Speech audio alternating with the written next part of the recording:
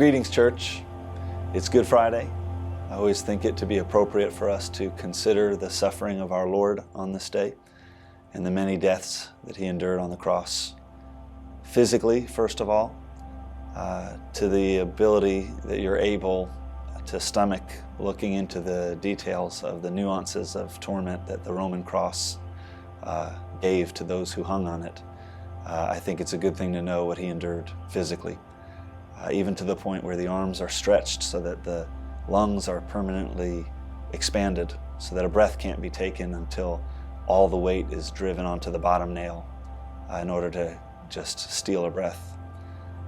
So at every moment, at every second, a person being crucified had to decide between the agony of suffocation or the agony of tearing through the nerves in their feet. It's just awful.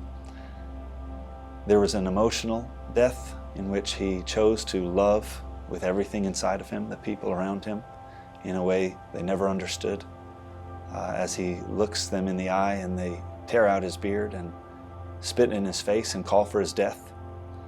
And He looks to heaven for help and He finds that the heavens are closed. He was forsaken so that we'll never be forsaken. There was a spiritual death in which He actually became a curse.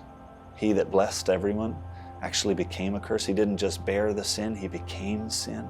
Every murder, every rape, He became, so that you and I can become the righteousness of God. But there's a fourth death. We don't talk about it as much. Perhaps it's the most human of the four, Jesus being fully God and fully man. But it's the death of a 33-year-old's desire to know what the rest of his life would look like. It's the death of his plans, of his preferences, of his comfort, of his desires, of his ambitions, of his agenda. He tells the disciples in John 12, "It's time for me to be crucified. Unless a seed falls to the ground and dies, it remains alone. But if it dies, it produces many grains." He said, "My heart is grieving, but I can't ask the Lord to spare me of this. It's for this reason I came. So, Father, glorify your name."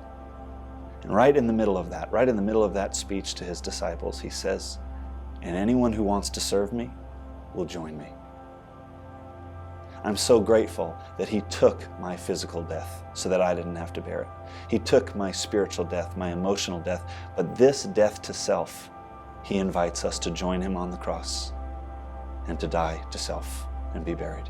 Because it's not until we die with Christ and are buried with Christ that we can experience resurrection life and resurrection power. Church, He's inviting us today to deny ourselves, take up our cross, and follow Him. How will you say yes today? May your Good Friday be thoughtful, be sober, and be sacred.